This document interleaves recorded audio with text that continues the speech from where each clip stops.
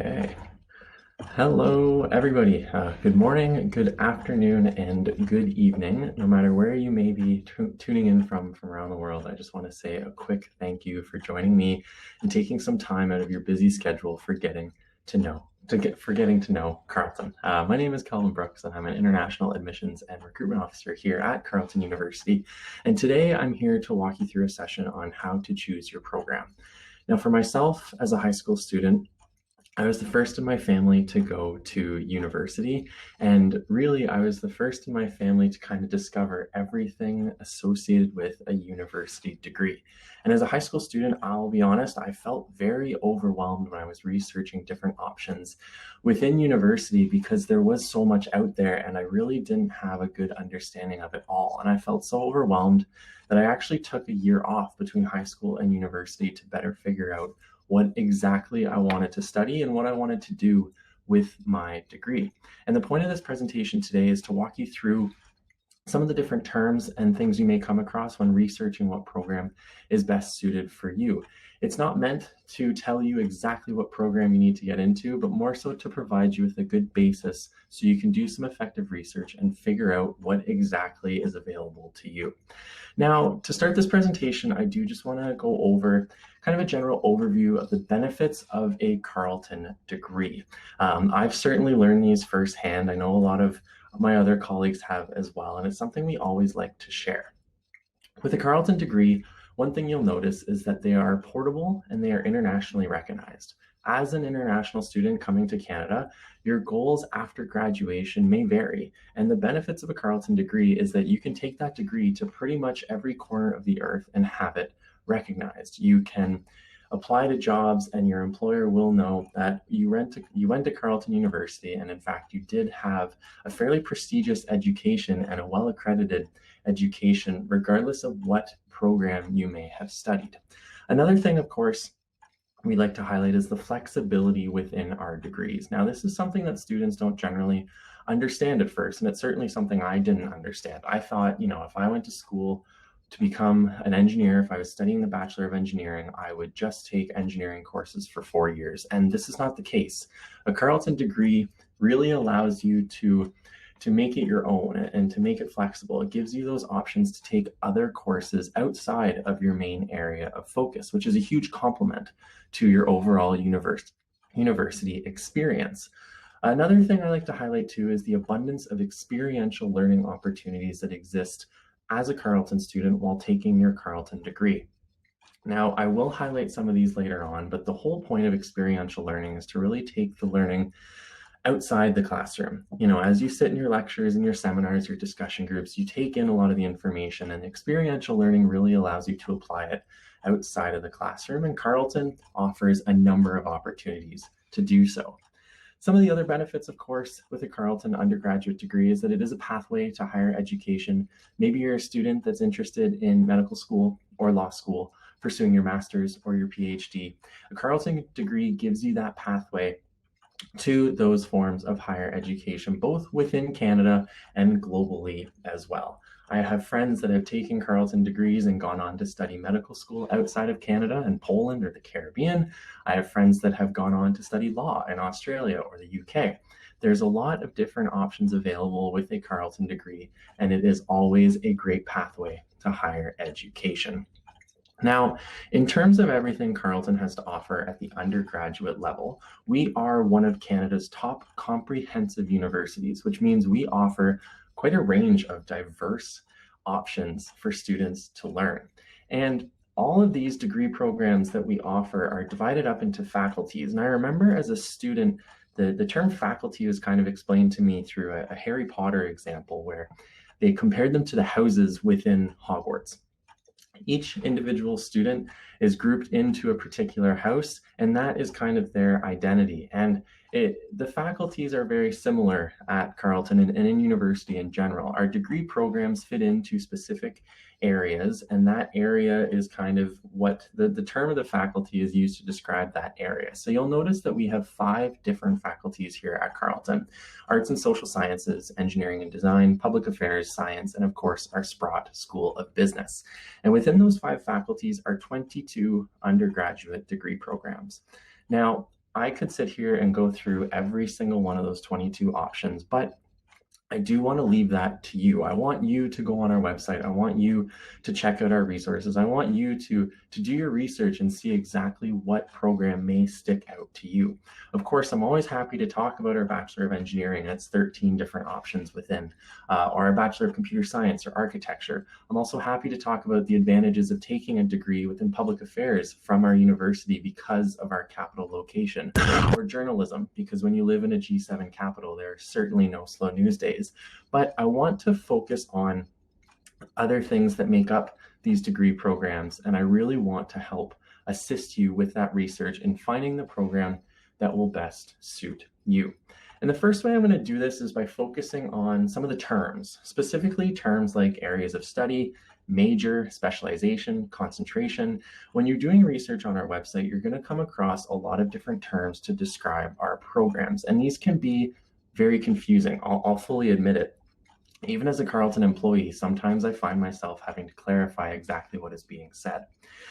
And when you look at our Viewbook, when you look through everything that we have to offer, you're going to notice that the first thing you look at is your degree. And again, your degree is kind of this overarching theme of what you're going to be studying in university. So sticking with engineering, let's pretend you are interested in engineering. Your degree is going to be the Bachelor of Engineering. However, within engineering, there are 13 different areas of study or majors or specializations. These three terms do generally tend to mean the same thing. And you'll notice that within that degree, there's options within aerospace, within civil, mechanical, biomedical, communications. There's 13, as I mentioned before. And this is, again, kind of what your main focus is during your study. That is kind of your major, your specialization, or your area of study. Now, in some of the degree programs, you have an option to take a double major. And what this means is you have the option to take a couple different areas of study within that particular degree, particularly within our Bachelor of Arts. Now, if you have our Viewbook handy, or when you go on to explore it later on, you're going to notice that within the Bachelor of Arts, there are nearly 30 different majors to select from. You'll find things like history, psychology, criminology, political science. You will find a lot of different options available to you. And for me, as a high school student, I found it so overwhelming that out of this 30, I had to pick just one. And I quickly learned that, in fact, this was not the case. Some degree programs at Carleton, in particular the Bachelor of Arts, do give you this option to do a double major. That means you have two major focuses throughout your degree. So maybe you're interested in history and political science. I know for myself, those were definitely two areas that I was really interested in. And I didn't realize I had the opportunity to study both. But as a Carleton student, you can take a double major within some of our degrees, particularly the Bachelor of Arts. And when I learned this, I was also confused because when I went on to the application, it didn't show me exactly where I could double major or how to fill out my application in that way. And rest assured, you don't have to declare your double major on the application. You don't have to have your mind made up right away. This is not something you need to know as a high school student. In fact, honestly, I don't expect you to know if you want to double major as a high school student, simply because you haven't been to university yet. You haven't discovered what each program gives their students. So rest assured, you do not need to know if you want to do a double major right away. If you're a high school student who's really keen and you know that you want to do a double major, that's great. You can send us an email and your admissions officer can go into your file and add this on for you. Or during your first year as a Carleton student, you'll have access to a wealth of resources such as academic advisors and counselors who can also walk you through the requirements of a double major and assist you in declaring it. So don't worry if you don't know when or how to declare. You don't have to right away. You can wait until you become a Carleton student. And another thing I want to highlight is similar majors in different degrees. When I looked at a psychology program at Carleton, I got very confused because I noticed that psychology was offered as both a Bachelor of Arts and a Bachelor of Science, and I didn't quite understand why this was the case. And as a major that's very popular nowadays, I want to explain that Different degree programs have different requirements. For example, if you were to take our Bachelor of Science Psychology, you would have more mandatory courses within the sciences because you're graduating with a Bachelor of Science. So you would have to take your core psychology courses as well as more science-based courses. If you were to go the Bachelor of Arts route, you would take less science courses and more arts courses alongside those core psychology courses. So that's just something to watch out for, is the degree components and what exactly a degree is made up of. And that can help determine which route you want to take, whether you want to go the arts route or the science route. And again, another term I'll throw at you real quick is, of course, concentrations. Even within those particular majors, you can sometimes get even more specific in what you want to study and what you want to specialize in. A concentration is essentially something small that you will concentrate on. So within psychology, you'll notice that in your upper years of study, there's an opportunity to concentrate or to solely focus on specific areas of psychology, such as developmental psychology or forensic psychology. Again, as a high school student, you don't need to know exactly what it is you want to declare as a concentration, or you don't even have to take a concentration, but it is important to know that those options do exist, and all of this is outlined on the website down there at the bottom. Another term I came across as a student all the time was a minor, and I didn't know what this was. And to explain it quite simply, it's essentially a minor focus. It's something that you study in university, but it's not something you study as thoroughly or dedicate as many credits to as your major or your area of study. Benefits of a minor include opportunities after graduation for further study. I know for myself, I took a minor in history. If I wanted to go on to teacher's college, my minor could become very useful, as it could be my teachable in teacher's college. And in terms of declaring a minor, kind of the same thing as a double major. You can declare it during the application process by sending us an email and expressing your interest, or you can wait and you can declare it as a first-year student. We really want to give you, again, the opportunity to explore in first year. And sometimes the reality is you don't know exactly what minor you might want to take. And in terms of how many you can take, that depends on the degree that you're actually studying. Minors consist of 4 credits. During a 4-year bachelor's degree, you are taking 20 total credits. And again, the minor takes up 4. So if you have 8 credits in electives, you can take 2 minors. If you had 5 or 6 credits in electives, you could take 1 minor. And again, this is something that can be worked out with an academic advisor during your first year. And I know the title of this slide may be a little aggressive, and as a true Canadian, I'm sorry if that's the case, but I did add the please at the end. But I can't stress enough how important it is to do your research. Please take the time to sit down and look through our website and see what's available. And I hope this presentation has kind of helped walk you through some of those terms that you might not have understood before. During our next session with my colleague Anna, she's going to walk you through some of the admissions requirements and how to apply. And one thing you'll notice is that we need students to check their prerequisites and verify the minimum averages. This is so important because if you are dead set on a specific program, you really want to study it, obviously we want to see you at Carleton. But if you don't have the prerequisites and you don't have the minimum average, you might not be able to get into that program. And ask us questions. My job, all my colleagues that are here with me today, our jobs are to assist you. We're not hiding information. We're not here to keep things a secret. We are here to tell you everything you may need in order to become a good applicant for Carleton.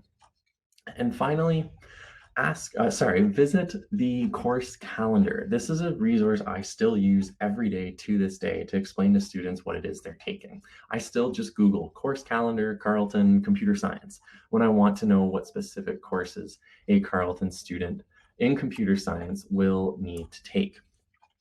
When you go on this website, you'll notice on the screen in front of you that the course codes are highlighted in blue. You can click those to see exactly what the course is you'll be taking. So on the screen in front of you, you'll see Busy 1004, Financial Accounting for Business Students. Maybe you want to know exactly what that is. You can click that and get a full course description, and it's something that is very useful. Of course, my colleague Katie in the last presentation and other colleagues that are going to come after me have explained and will continue to explain the benefits of co-op, paid work experience, a real great opportunity to get into the workforce, gain some valuable work experience, which can pad your resume for graduation and really help you find employment. I can't stress enough how great of an addition this is. Co-op is available for about 85% of our programs, and if co-op isn't available for yours, there are additional opportunities, including number 2 there, internships and practicums, other forms of paid work experience where you can again gain valuable knowledge of the workforce outside of university and really prepare yourself for employment after graduation. There are also other opportunities such as international exchanges. I know a lot of you are international students and will be coming to Canada for the first time, but maybe you want to go study abroad in France for a semester and practice your French. Maybe you want to go to Spain. Maybe you want to go elsewhere for a term and just kind of have a change of scenery. That is possible as well. And finally, there are additional research opportunities, of course. The Dean Summer Research Internship is a great opportunity for students within the arts and the sciences to do some really thorough research alongside a professor and be paid for it. So again, there are so many other opportunities to complement your Carleton degree, and I would encourage you to research what exactly is available for the program you may be interested in. And again, as we've highlighted in the past, we are here to help. Our one-on-one appointments, our online events, and our daily chats are always open, and we are here to connect with you any way we can. You're more than welcome to help yourself to an electronic copy of our Viewbook. You can scan the QR code on your screen now, or you can visit our website to see everything that we've gone over today laid out in an electronic booklet in front of you. And of course, here is our general contact information. I thank you so much for joining me today. I really appreciated walking you through this. I know as a high school student myself, I really didn't enjoy that overwhelming feeling of trying to figure out exactly what all these terms meant. So I do hope this gave you some sort of basis to go on. If you have any further questions, please reach out to us, and we do hope to see you in the fall. We're going to take a couple minutes now to allow you to shift over to our next session, where you will be checking out how to apply in the admissions process with my colleague, Anna. Thank you so much for joining me again today, and we will see you later.